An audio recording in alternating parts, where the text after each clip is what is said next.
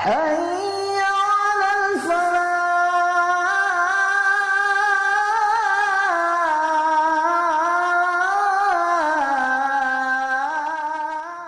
Bismillahirrahmanirrahim. Assalamualaikum warahmatullahi wabarakatuh. Innal hamdalillah nahmaduhu wa nasta'inuhu wa nastaghfiruh.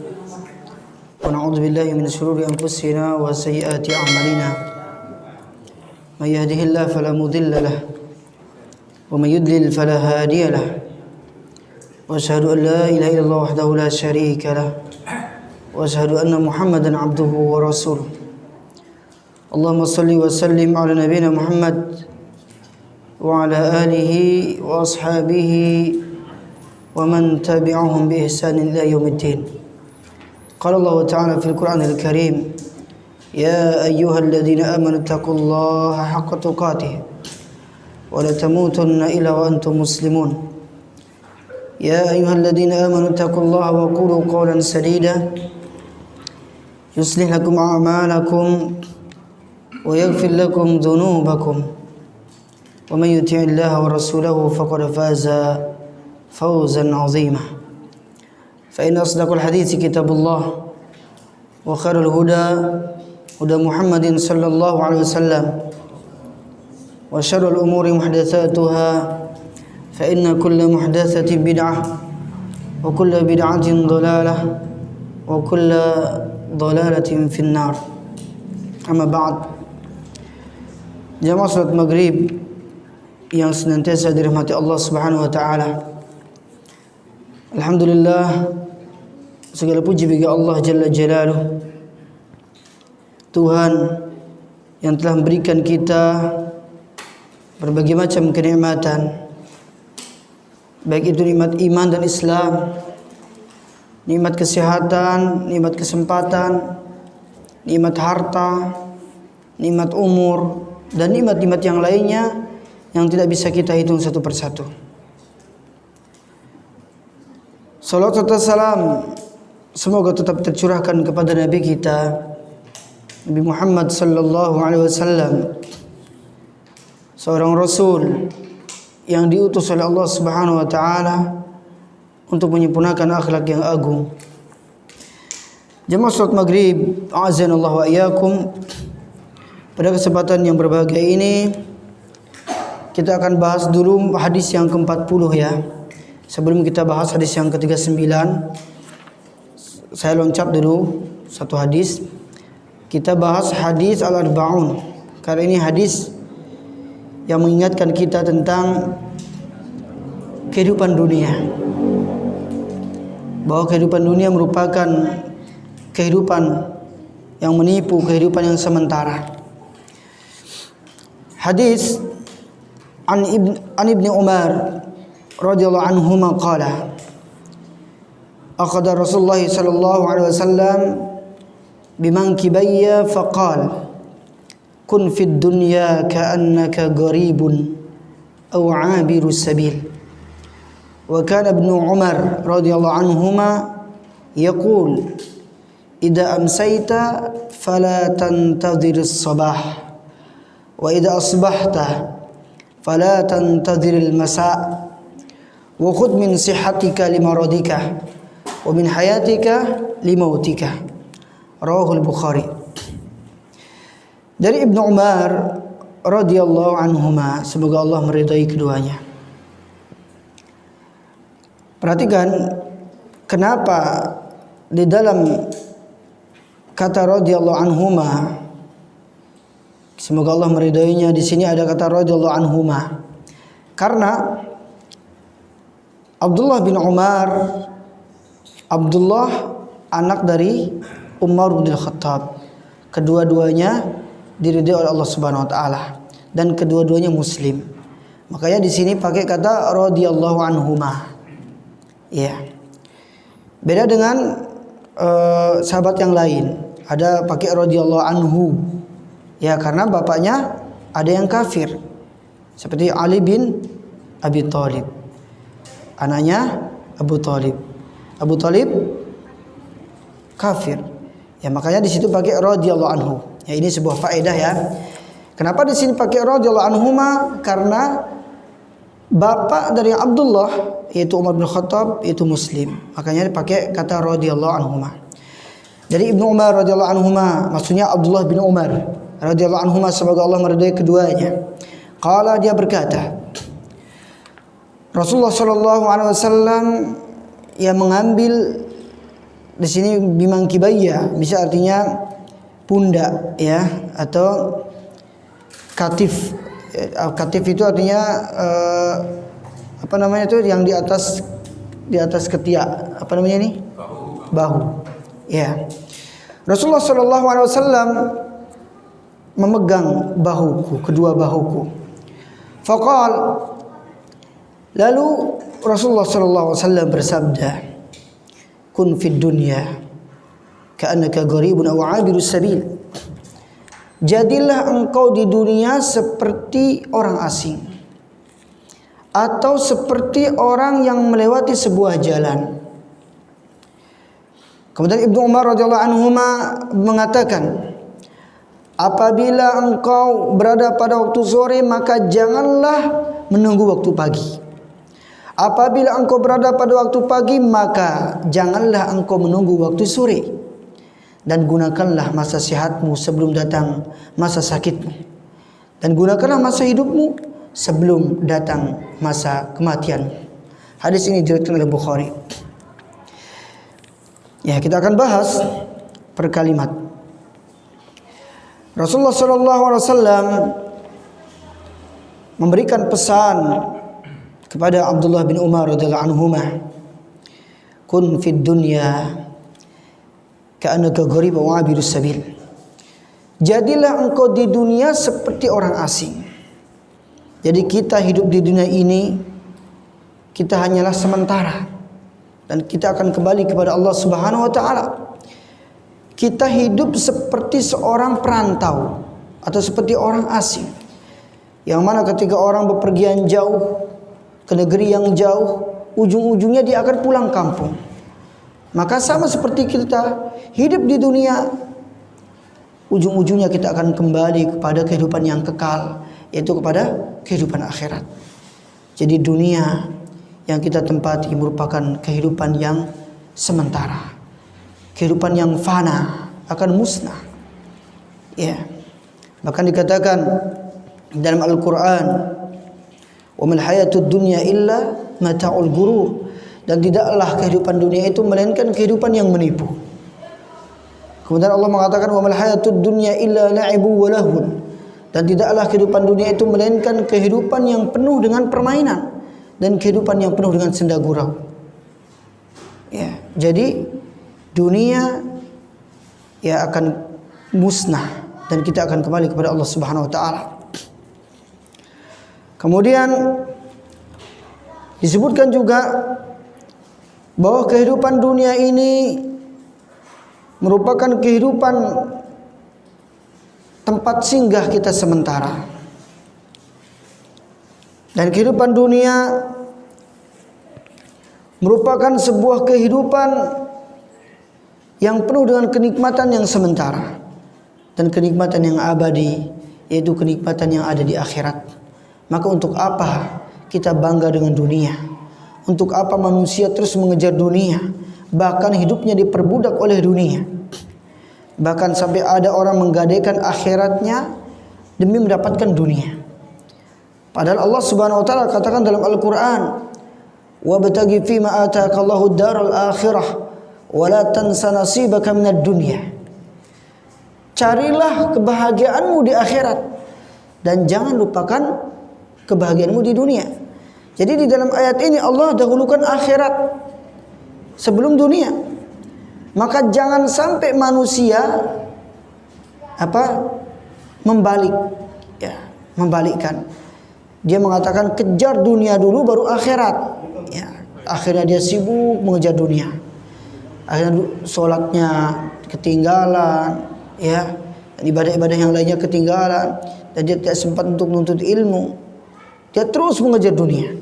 Padahal kata Allah, kejar akhirat dulu dan jangan lupakan kebahagiaan di dunia. Seharusnya antara akhirat, dunia harus imbang. Ketika seseorang lebih mementingkan kehidupan dunia saja, ini perbuatan yang salah.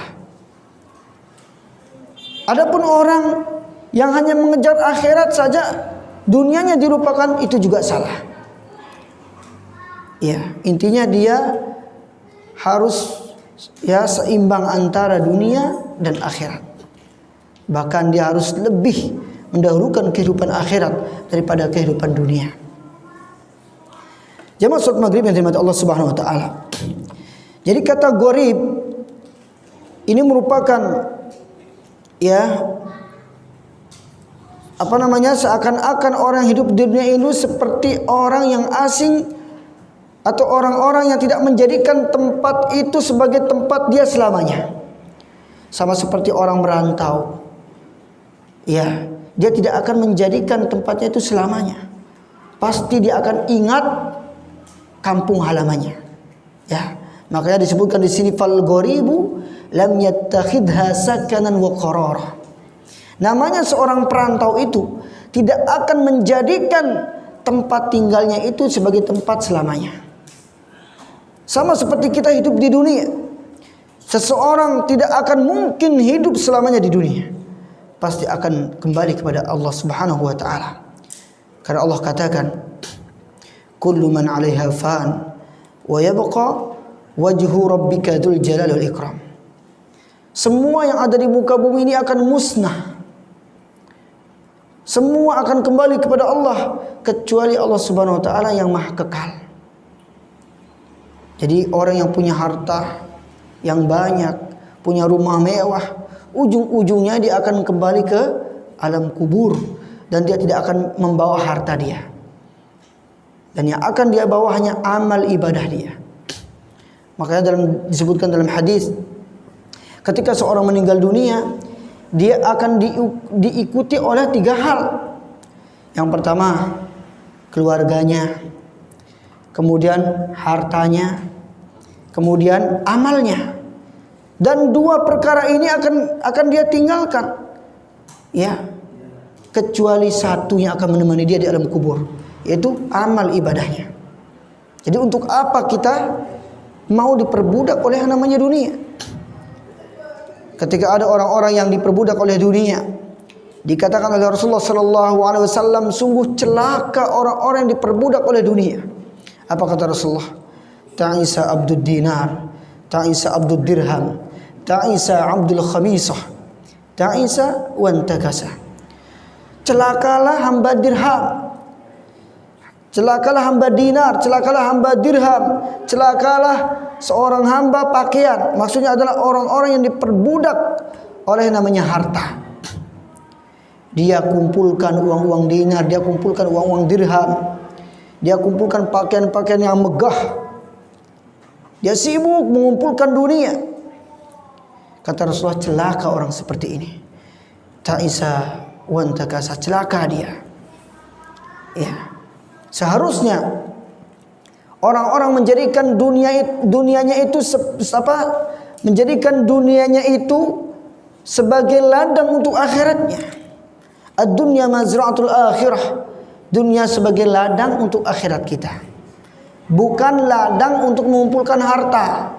Boleh silakan mengumpulkan harta, namun jangan lupa hartanya digunakan di jalan Allah Subhanahu wa taala. Bukan dia hambur-hamburkan untuk bermaksiat kepada Allah Subhanahu wa taala. Bukan dia hambur-hamburkan untuk perkara-perkara yang tidak bermanfaat. Lebih bagus dia infakkan hartanya itu di jalan Allah Subhanahu wa taala. Dia korbankan hartanya untuk menuntut ilmu. Dia korbankan hartanya untuk membantu orang-orang yang membutuhkan, orang-orang kesusahan. Ini akan lebih bermanfaat daripada dia gunakan hartanya untuk berpoya-poya. Jadi semua harta kita itu merupakan titipan dari Allah Subhanahu wa taala, dan semua yang ada di muka bumi ini itu semua merupakan titipan dari Allah Subhanahu wa taala. Kemudian wa'abirus sabil, Di sini maksudnya adalah yang lam yastaqirra fiha abadan bal huwa mashin. Maksudnya di sini adalah orang yang melewati sebuah jalan, dia tidak akan menetap di tempat itu. Dan dia akan hanya numpang lewat saja. Sama seperti dunia, kita hanya numpang saja di dunia ini dan akan kembali kepada kehidupan akhirat, kehidupan yang abadi dan kekal. Namun banyak manusia tertipu dengan dunia. Padahal Rasulullah sallallahu alaihi wasallam katakan dalam sabdanya, dunia itu lebih hina daripada bangkai anak kami yang cacat. Pernah suatu ketika Rasulullah sallallahu alaihi wasallam melewati sebuah jalan dengan para sahabat, kemudian menemukan bangkai anak kami yang cacat. Lalu Rasulullah sallallahu alaihi wasallam menawarkan kepada para sahabat, siapa di antara kalian yang mau bangkai anak kami yang cacat ini? Kemudian apa kata para sahabat? Ya Rasulullah, jangankan disuruh membeli, kami dikasih gratis saja nggak mau.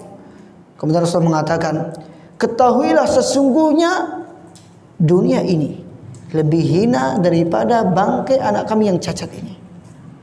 Berarti begitu hinanya dunia, Pak. Ya, maka jangan sampai kita diperbudak dengan yang namanya dunia. Kemudian Allah Subhanahu wa taala katakan, banyak manusia yang lebih mementingkan kehidupan dunia, padahal kehidupan akhirat lebih baik dan lebih kekal, kata Allah. Bal tu'thirunal hayatad dunya wal akhiratu khairu wa abqa. Akan tetapi kalian lebih mementingkan kehidupan dunia, padahal kehidupan akhirat lebih baik dan lebih kekal.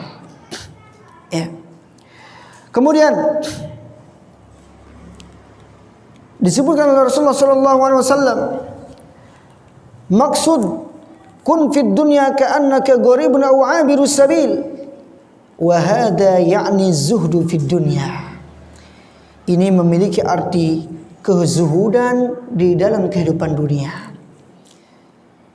Ya, kenapa Rasulullah sallallahu alaihi wasallam memerintahkan seseorang untuk hidup di dunia seperti seorang perantau atau seperti orang yang melewati sebuah jalan?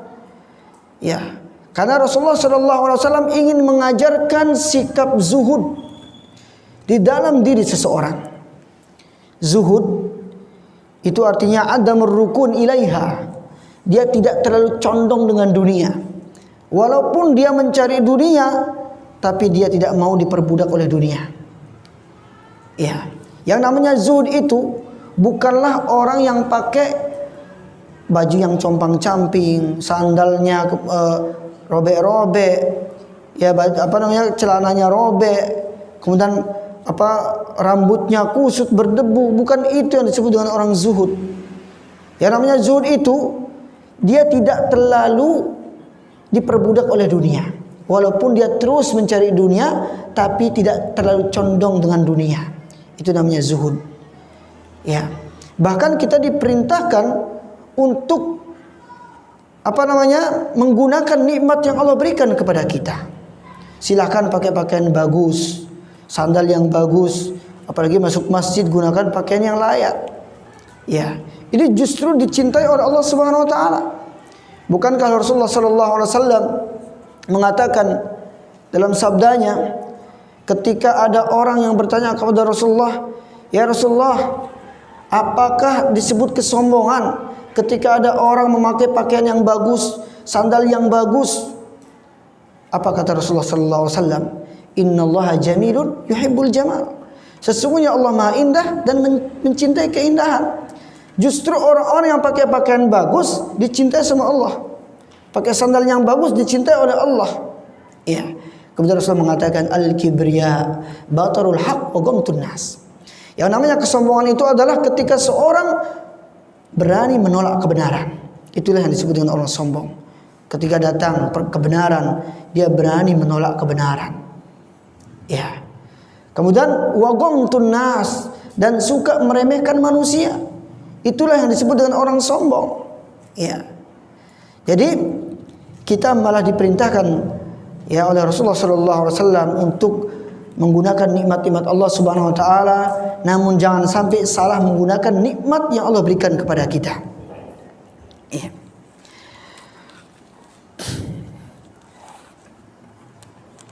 Disebutkan oleh Ibnu Umar radhiyallahu anhu, "Idza amsayta fala tantadhir as-sabah." Apabila engkau berada pada waktu sore, maka janganlah menunggu waktu pagi. Ya. Jadi selama kita ada kesempatan untuk beramal, maka teruslah beramal. Jangan sampai kita menunda-nunda waktu yang Allah berikan kepada kita. Sampai-sampai ulama Abdul Fattah Abu Ghaddah rahimallahu taala membuat sebuah kitab yang berjudul Qimatuz Zaman 'Indal Ulama, tentang pentingnya waktu menurut para ulama. Di dalam pembukaan kitab ini, Al-Imam Ibnu Hubairah rahimahullah ta'ala pernah mengatakan, "Wal waktu anfasu mimma anaita bihifdhi wa arahu azhara ma 'alaika yadi'." Ini kata beliau. Waktu itu, kata beliau, merupakan sesuatu yang paling berharga yang hendak engkau jaga, yang hendak engkau perhatikan. Karena aku melihat, katanya, bahwa waktu itu akan lebih mudah hilangnya daripada sesuatu yang berharga. Kata dia, aku berpendapat bahwa waktu itu lebih mudah hilangnya daripada sesuatu yang berharga. Coba Pak, kalau waktu kita hilang 1 detik saja, kita nggak sempat beramal ibadah kepada Allah Subhanahu Wa Taala, maka tidak ada kesempatan lagi, Pak. Maksudnya tidak bisa memutar waktu itu. Ya, kita akan kehilangan waktu. Mungkin berbeda dengan ketika kita kehilangan harta, Pak. Kehilangan uang misalkan, uang masih bisa dicari. Tapi kalau waktu hilang, nggak bisa kita cari waktu lagi. Makanya ulama-ulama dahulu bagaimana ya sikap mereka di dalam menghargai yang namanya waktu, Pak. Mereka gunakan untuk thalabul ilm. Mereka bagi waktu mereka untuk ibadah, untuk thalabul ilm, untuk bekerja. Ini ulama-ulama dahulu. Bahkan diceritakan dalam kitab ini ada seorang ulama yang bernama Ala ibnu Raja rahimallahu taala. Di masa hidupnya dia tidak pernah makan selama 30 tahun tidak pernah makan dengan tangannya sendiri. Kenapa? Karena dia nggak mau ketinggalan waktu untuk menulis hadis. Disebutkan oleh beliau, kanat ukhti tulakkimuni bi 30 sanah wa ana aktubul hadis. Dahulu, kata dia, saudariku yang perempuan selalu menyuapiku dengan tangannya selama 30 tahun, sedangkan aku sibuk menulis hadis. Begini ulama dahulu, Pak. Sampai saudarinya disuruh nyuapin. Kenapa? Supaya dia tidak ketinggalan waktu. Mungkin dengan dia makan akan habis waktunya. Nah, kita apalagi kita Pak ya, apalagi kita nongkrong ya di tempat warung sate. Ya mungkin baru misalkan nih di warung sate atau di warung bakso gitu kan, ngumpul sama teman-teman sambil asik, nggak terasa waktunya, Pak. Habis waktunya, habis ngobrol ya. Dahulu ulama mereka sedikit sedikit ngobrolnya, banyak berbuat. Mereka habiskan untuk menuntut ilmu. Begini ulama dahulu, masya Allah, karena dia tahu bahwa waktu itu sangat penting sekali. Disebutkan dalam pepatah al-waktu kasayf. Al-waktu kasayf. Jadi waktu itu seperti pedang. Idza lam taqta'hu qata'aka. Jika engkau tidak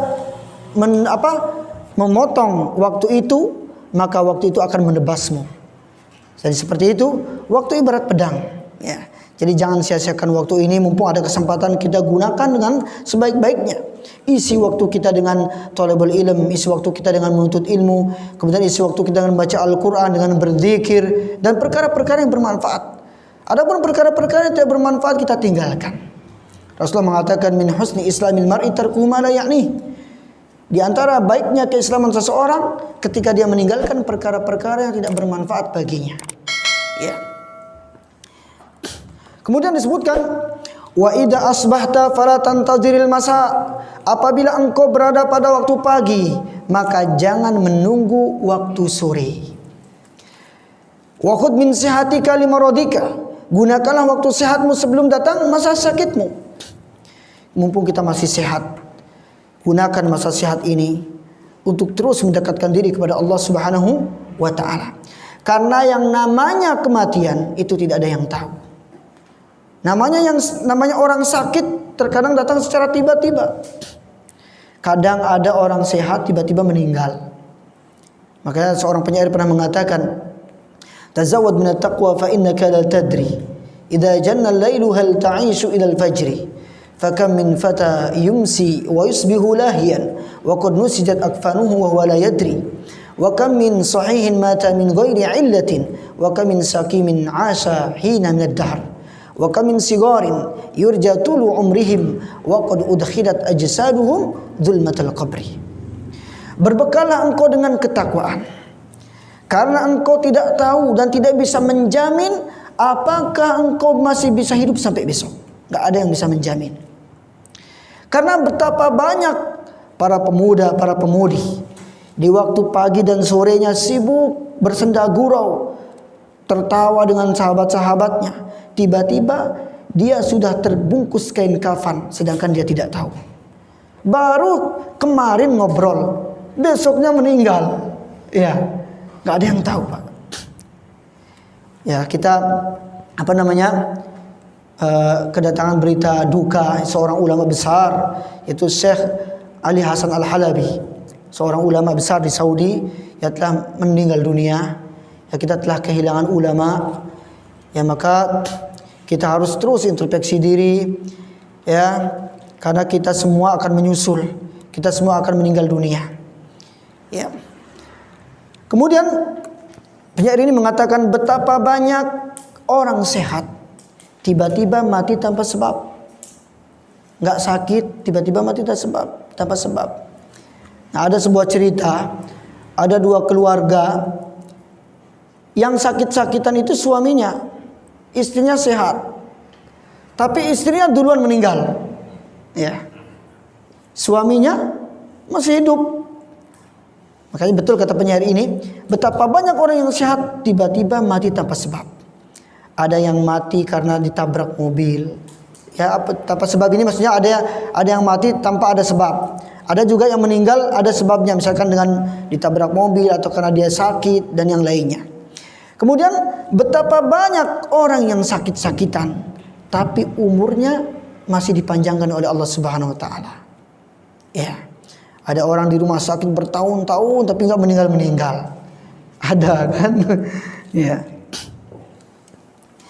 Kemudian disebutkan lagi betapa banyak seorang anak kecil yang diharapkan umurnya panjang, tapi ternyata dia sudah masuk liang kubur lebih dulu. Orang tua saking sayangnya sama anaknya digendong, ya, ditimang-timang, ternyata anak yang dia sayangi meninggal duluan. Ya. Nah, inilah yang namanya kematian. Maka gunakanlah kesempatan sebelum kematian itu menjemput kita. Ya, yang namanya manusia pasti ada namanya rasa futur, ya. Kemudian dia tidak semangat. Ya, terkadang juga namanya manusia, ya, tempatnya salah dan lupa. Manusia itu terkadang berbuat salah, terkadang berbuat dosa. Ya, tidak ada yang maksum, terbebas dari dosa. Kita semua pernah berdosa. Ya, dan intinya kita selalu introspeksi diri dan merenungi dosa-dosa kita. Kita selalu mohon ampun kepada Allah Subhanahu wa taala dan kita berdoa semoga kita semua dimatikan dalam keadaan husnul khatimah. Amin ya rabbal alamin. Kemudian disebutkan Rasulullah sallallahu alaihi wasallam dalam sabdanya juga mengatakan, "Igtanim khamsan qabla khamsin." Jagalah 5 perkara sebelum datang 5 perkara. Di antaranya adalah, ya, sihataka qabla maradika. Jagalah masa sehatmu sebelum datang masa sakitmu. Kemudian hayataka qabla mautika. Masa hidupmu sebelum datang matimu. Kemudian faragaka qabla suglika. Masa luangmu sebelum datang masa sempitmu. Mumpung ada waktu luang, gunakan dengan sebaik-baiknya. Kemudian waginaka qabla fakrika, masa kayamu sebelum datang masa miskin. Ya. Jadi intinya kita gunakan kesempatannya dengan memperbanyak amal ibadah kepada Allah Subhanahu wa taala. Kemudian Abdullah bin Umar mengatakan, wa min hayatika limautika, gunakanlah masa hidupmu sebelum datang masa matimu. Ya. Jamaah salat maghrib yang dirahmati Allah Subhanahu wa taala.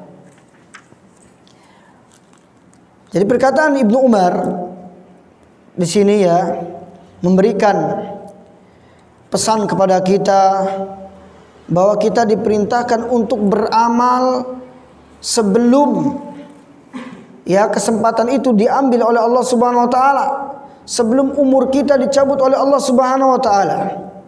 Ya, karena Allah lah Tuhan yang Maha berkehendak. Kalau Allah berkehendak sekarang, kita bisa diambil oleh Allah Subhanahu wa taala. Makanya dahulu para ulama ketika mereka sakit, mereka bukannya mengeluh sama Allah, mereka justru bersyukur mereka sakit. Kenapa? Karena dosa-dosanya Allah ampuni. Jadi jangan pernah mengeluh ketika seorang sakit, karena dengan sakit itu Allah akan menghapuskan dosa-dosa kita. Ya. Bahkan ada ulama dahulu, karena mereka sering mengingat yang namanya kematian, ya ketika mereka sakit mereka selalu mengingat yang namanya kematian. Ada ulama yang unik, karena saking ingatnya sama mati, dia gali lubang, ya kemudian dia masuk ke lubang kubur itu. Dia merenung bahwa dia juga akan menyusul di alam kubur. Ya, ini ulama dahulu Pak, mereka sering mengingat bahwa mereka itu akan meninggal dunia. Makanya kita diperintahkan untuk selalu ingat mati. Ya, kata Al-Imam Ibnu Daqqaq, ya. Al-Imam Ad-Daqqaq rahimahullah taala pernah mengatakan, "Man aktsaru min dzikril mauti ukrima bi thalathah." Barang siapa yang sering ingat yang namanya kematian, maka akan dimuliakan dengan 3 perkara. Yang pertama, ta'jirut taubah. Orang yang sering ingat mati akan selalu bersegera bertaubat kepada Allah Subhanahu wa taala. Baru mau bermaksiat ingat mati. Mau judi ingat mati, mau minum khamr ingat mati. Ya, jadi intinya ketika dia mau bermaksiat kepada Allah, dia selalu ingat mati. Maka dia akan selalu bertaubat kepada Allah Subhanahu wa taala. Kemudian yang kedua, nasyatun fil ibadah. Orang yang sering mengingat kematian, dia akan selalu rajin ibadah. Salat, dia akan rutinkan salatnya. Yang dulunya mungkin gak pernah sholat, bahkan setahun sekali dia sholatnya, Idul Fitri, Idul Adha. Setelah dia ingat mati, mulai dia rajin sholat 5 waktu, datang ke masjid. Ya, akan rajin beribadah. Kemudian berikutnya, wa qana'atul qalb. Orang-orang yang sering ingat yang namanya kematian, dia hatinya akan selalu qanaah. Qanaah di sini artinya menerima apa yang Allah berikan kepadanya. Gak pernah dia rakus dengan yang namanya kehidupan dunia, dengan harta dunia. Gak mau diperbudak oleh dunia. Dia jadikan hartanya untuk lebih mendekatkan dirinya kepada Allah Subhanahu wa ta'ala. Kalau orang sudah sering ingat mati, insya Allah dia pasti akan selalu qanaah. Gak jauh beda Pak, orang qanaah dengan orang yang banyak harta, bahkan dengan raja, itu sama saja. Bahkan Imam Syafi'i rahimahullah ta'ala pernah mengatakan, idza kunta dza qalbin qanu'in fa anta wa malikud dunya sawa'u. Apabila engkau memiliki jiwa yang qanaah, hati yang qanaah, maka engkau dengan raja dunia sama saja. Walaupun dia miskin, kalau dia qanaah dengan orang kaya yang tidak pernah bersyukur, sama saja sebenarnya. Yang penting yang miskin ini sehat, ada makanan yang dia makan pada waktu itu. Kemudian ya dia ini selalu terbebas dari namanya utang misalkan, ya. Makanya Rasulullah SAW mengatakan dalam sabdanya bahwa man asbaha minkum aminan fi sirbi mu'afan fi jasadi wa indahu qutu yaumi faka'annama hizat lahu dunya bihadafiriha. Kata Rasulullah, barang siapa di antara kalian yang pada waktu paginya aman di dalam dirinya, makna fi sirbihi, Ini kata para ulama ini memiliki banyak makna. Ada yang mengatakan aminan fi nafsih, aman dalam dirinya. Ada yang mengatakan aminan fi malihi, aman dalam hartanya. Ada yang mengatakan aminan fi ahlihi, aman dalam keluarganya. Ada yang mengatakan aminan fi baitihi wa maskanihi, aman di dalam tempat tinggalnya. Ada juga yang mengatakan aminan fi tariqihi wa fi suqihi. Ada yang mengatakan aman di dalam jalan, ketika dia berjalan, ketika dia berada di jalan. Kemudian ketika dia berada di pasar dia aman. Ya, jadi intinya orang yang merasa aman baik dalam tempat tinggalnya, dalam hartanya, dalam keluarganya, ketika dia berada di jalan, itulah orang yang bahagia. Kemudian mu'afan fi jasadi, sehat badannya, dia nggak sakit-sakitan, ya itu orang bahagia. Kemudian wa indahu qutu yaumi, pada waktu itu dia memiliki makanan yang bisa dia makan, walaupun hanya pakai sambal saja dia makan, tapi dia bersyukur sama Allah. Itu orang bahagia. Apa kata Rasulullah? Seakan-akan dia memiliki dunia beserta isinya. Masya Allah. Ya, itu ya, ketika seorang melakukan 3 perkara ini, seakan-akan dia memiliki dunia beserta isinya. Ya. Jamaah salat maghrib yang dirahmati Allah Subhanahu wa ta'ala.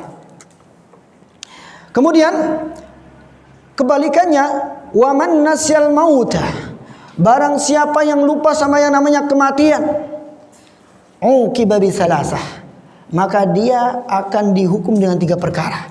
Dia akan melakukan 3 perkara. Yang pertama adalah taswifut taubah, kebalikan dari ta'jirut taubah. Orang-orang yang selalu lupa sama yang namanya kematian, dia akan selalu menunda-nunda taubat. Di waktu mudanya dia itu mengatakan, oh saya kan masih muda, masih kuat, nanti dah pas tua baru tobat. Itu pun kalau masih hidup. Ya, kalau meninggal gimana itu? Ya, namanya kematian kan nggak pandang umur. Ya. Nah, jadi orang-orang yang suka menunda-nunda taubat, atau orang-orang yang tidak pernah mengingat yang namanya kematian, dia pasti akan selalu menunda-nunda yang namanya taubat. Padahal taubat itu Pak harus kita segerakan. Kata Rasulullah SAW, ada 5 hal yang harus kita segerakan. Pertama taubat, ya. Kemudian menjamu tamu. Jangan sampai biarkan tamunya kehausan, nggak keluar-keluar minumannya. Ya, harus disuguhkan minuman. Kemudian bayar utang, harus segera dibayar. Kemudian berikutnya menikahkan anak perempuan. Kalau anaknya sudah pengen nikah, jangan ditahan-tahan. Ya, apalagi punya anak perempuan. Kemudian yang berikutnya sudah tadi taubat ya. Ya.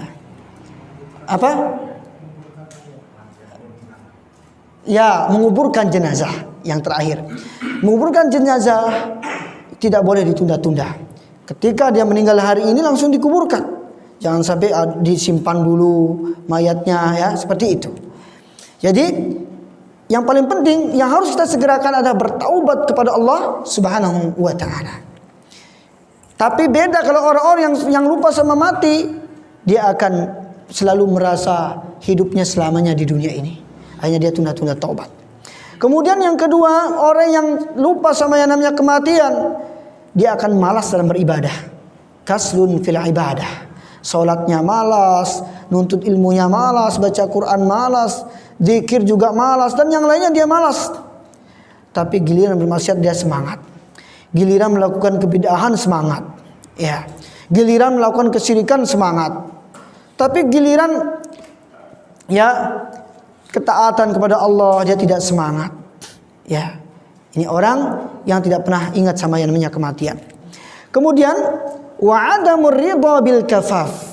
Orang-orang yang lupa sama yang namanya mati, dia tidak akan pernah ridha dengan rizki yang cukup. Diberikan rizki oleh Allah Subhanahu wa taala, rizki yang sedikit, dia selalu mengeluh. Diberikan rizki yang banyak, terus dia ingin minta tambah. Punya motor, ingin punya mobil. Sudah punya mobil, banyak alasan pokoknya. Oh nantilah saya kalau punya kendaraan baru saya mau sholat. Akhirnya gitu kan. Akhirnya sudah dikasih semuanya sama Allah. Ya, dia tidak pernah namanya bersyukur. Ya. Jadi intinya kita semua selalu ya ingat kematian, bahwa kematian itu pasti akan datang. Jangan sampai orang-orang selalu ingat mati tapi dia tidak mau berubah. Ya.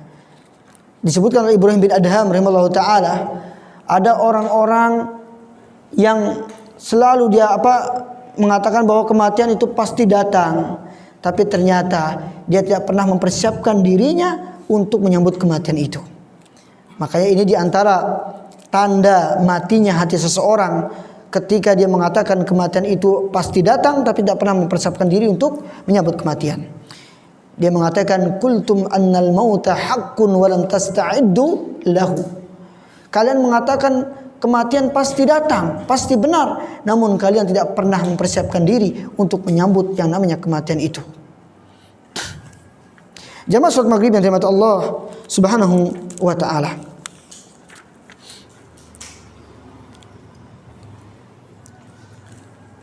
Syekhul Islam Ibnu Taimiyah pernah memberikan pesan.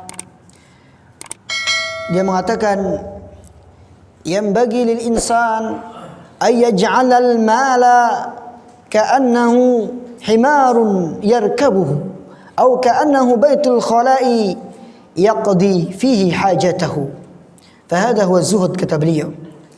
"Wa aktsarun nasi al-yawma yaj'aluna al-mal ghayatan fayarkabuhumul mal wa yaj'alunahu maqsudan fayafutuhum khairun katsir." Hendaklah atau seyogyanya bagi manusia menjadikan hartanya itu seperti dia menaiki seekor keledai. Ya. Atau seperti ketika dia buang hajat di kamar mandi. Jadi hendaklah dia jadikan hartanya seperti dia buang hajat, ujung-ujungnya jadi kotoran. Walaupun dia makan enak, makan sate, makan bakso atau yang lainnya ya, makan yang enak-enak, ujung-ujungnya akan jadi kotoran. Seperti itulah dunia, Pak. Ya. Makanya betul ya perkataan Syekhul Islam Ibnu Taimiyah rahimahullah taala. Kemudian beliau mengatakan fahada huwa zuhud. Inilah zuhud yang sebenarnya. Dan kebanyakan manusia pada hari ini, kata beliau, menjadikan harta mereka sebagai tujuan satu-satu mereka, tujuan satu-satunya. Fayarkabuhumul mal. Lalu harta, ibaratnya harta yang menunggangi mereka. Harta yang menunggangi mereka. Jadi dia bawa setumpuk harta, Pak. Seperti itu. Wa yaj'alunahu maqsudan fayafutuhum khairun katsir. Jadi dia menjadikan hartanya itu sebagai tujuan satu-satunya. Akhirnya dia ketinggalan kebaikan yang banyak. Sibuk mencari dunia, lupa sama amal akhirat. Semua dia lupakan. Ya. Jadi apa yang bisa kita ambil dari faedah yang dari hadis yang mulia ini? Pertama, at-tazhidu fid dunya wa alla yattakhidha al-insanu darul iqamah. Zuhud di dunia itu menjadikan manusia akan selalu qanaah dan tidak menjadikan dunia itu sebagai tempat selamanya. Ini orang-orang yang zuhud. Kalau kita ingin dicintai oleh Allah Subhanahu wa taala, maka zuhudlah di dunia. Apa kata Rasulullah sallallahu alaihi wasallam? Izhad fid dunya yuhibbukallah. Izhad fima indan nas yuhibbukan nas. Zuhudlah di dunia, niscaya Allah akan mencintaimu. Dan zuhudlah terhadap apa yang ada di tangan-tangan manusia. Jangan terlalu iri hati terhadap orang-orang yang memiliki harta yang banyak. Yuhibbukan nas, niscaya manusia akan mencintaimu. Jadi walaupun saudara kita memiliki harta yang banyak, ya kita intinya ya selalu bersyukur atas apa yang Allah berikan kepada kita. Walaupun iri, ada yang diperbolehkan, boleh kita iri sama orang kaya, tapi tujuannya untuk memotivasi kita. Misalkan dengan kita iri sama orang kaya, kita semangat bekerja. Yang penting irinya ya baik, Ya, ini yang disebut dengan hasad ghibthah. Jadi dia iri tapi tidak ada niatan untuk menghilangkan nikmat orang lain. Yaitu iri yang diperbolehkan. Atau iri kepada orang-orang yang berilmu. Kemudian dengan ilmunya dia akan mengamalkan ilmunya. Makanya Rasulullah mengatakan, la hasada illa ala snataini. Tidak boleh iri, tidak boleh dengki kecuali kepada dua orang. Yang pertama kepada orang yang berilmu, kemudian dengan ilmunya dia amalkan, dia ajarkan ilmunya. Boleh kita iri, Pak, berlomba-lomba kita nuntut ilmu. Kemudian boleh iri kepada orang-orang yang memiliki harta banyak. Lalu dengan hartanya itu dia menyedekahkan hartanya di jalan Allah Subhanahu wa taala. Maka sahabat dahulu pernah mengadu kepada Rasulullah. Ada sahabat-sahabat yang kaya, ada sahabat-sahabat yang miskin. Sahabat yang kaya seperti Abdurrahman bin Auf, Abu Bakar As-Siddiq, Utsman bin Affan, ya, ini sahabat-sahabat kaya. Ada sahabat-sahabat yang miskin seperti Ammar bin Yasir, Bilal bin Rabah. Ini semuanya miskin. Ya. Sahabat-sahabat yang miskin ngadu sama Rasulullah. Ya Rasulullah, dhahaba ahlud dusur bil ujur. Orang-orang kaya telah pergi membawa pahala yang banyak. Kemudian apa kata mereka? Yusallun kama nusalli. Mereka sholat sebagaimana kami sholat. Wa yasumun kama nasum. Mereka berpuasa sebagaimana kami puasa. Wa yatasaddaqun wa yahujjun. Mereka bersedekah sedangkan mereka berhaji dengan harta-harta mereka. Sedangkan kami ini ya Rasulullah, kami miskin. Kami enggak mampu bersedekah. Kemudian Rasulullah memberikan amalan-amalan yang mulia. Apa kata Rasulullah? Ketahuilah, inna likulli tasbih sedekah. Di setiap tasbih itu bernilai sedekah. Wa fi kulli tahmid sedekah. Wa li kulli takbir sedekah. Di setiap takbir itu berpahala sedekah. Bahkan kata Rasulullah sallallahu alaihi wasallam, wa fi bud'i ahadikum sedekah. Ketika engkau menggauli istrimu bernilai sedekah. Jadi ada amalan-amalan untuk orang-orang yang kekurangan harta. Banyak amalan-amalan yang diberikan oleh Rasulullah dan bernilai sedekah. Bahkan dengan senyum pun bisa bernilai sedekah, Pak. Tabassumuka fi wajhi akhika sedekah. Senyummu di hadapan saudaramu bernilai sedekah. Ya, banyak bernilai sedekah. Jadi intinya kita boleh iri kepada orang-orang kaya, tapi niatnya untuk memotivasi kita agar kita lebih semangat lagi untuk bekerja. Kemudian faedah berikutnya yang bisa kita ambil dari hadis yang mulia ini, yaitu annahu yanbaghi lil aqil ma dama baqiyan wa sihhatu mutawaffirah ay yahrisu 'ala al-'amali qabla ay yamuta fayanqati'u 'amaluhu. Hendaklah atau seyogyanya bagi orang-orang yang berakal selama dia masih sehat, selama masih dikasih umur oleh Allah Subhanahu wa taala, dia harus semangat untuk beramal. Bersemangat terhadap apa-apa yang bermanfaat baginya. Rasulullah mengatakan ihris ala ma yanfa'uk wa la ta'jiz. Bersemangatlah terhadap apa-apa yang bermanfaat bagimu dan jangan pernah malas. Apalagi menuntut ilmu harus semangat. Tidak boleh menuntut ilmu ngantuk, loyo, kemudian pikirannya kemana-mana. Harus fokus dalam menuntut ilmu. Kemudian hendaklah seorang bersemangat untuk beramal sebelum kematian itu datang. Akhirnya amalnya terputus. Kecuali 3 hal, ya, mungkin semuanya sudah hafal hadisnya. Ada 3 yang tidak pernah terputus, ya. Ada ilmun yuntafa'u bihi, ada sedekahun jariyah, sedekah jariyah, ada ilmun yuntafa'u bihi, ilmu yang bermanfaat. Kemudian yang ketiga ada doa anak soleh, ya, apa namanya, waladun soleh yad'ulah, anak soleh yang mendoakan orang tuanya. Faedah berikutnya, al-mau'izatul lati dzakaraha Ibnu Umar radhiyallahu anhuma, anna man asbaha la yantadhirul masa. Di dalam hadis ini terdapat nasihat yang sangat berharga yang disebutkan oleh Abdullah bin Umar radhiyallahu anhuma. Nasihatnya adalah ketika seseorang berada pada waktu pagi, maka jangan sampai dia menunggu waktu sore. Ketika dia berada pada waktu sore, jangan sampai dia menunggu waktu pagi. Yang terakhir, fadilatu Abdullah ibni Umar radhiyallahu anhuma haitsu ta'assara bihadhihi al-mau'izati min Rasulullah sallallahu alaihi wasallam.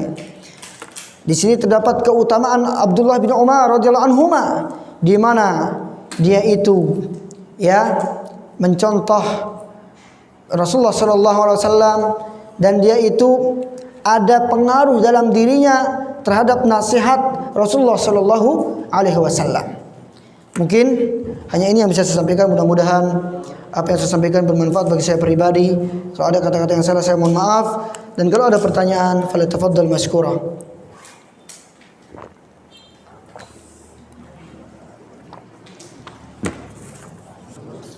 Sudah ya? Karena enggak ada pertanyaan, kita akhiri dengan doa kafaratul majlis. Subhanakallahumma wa bihamdika asyhadu an la ilaha illa anta astaghfiruka wa atubu ilaik. Wassalamu alaikum warahmatullahi wabarakatuh.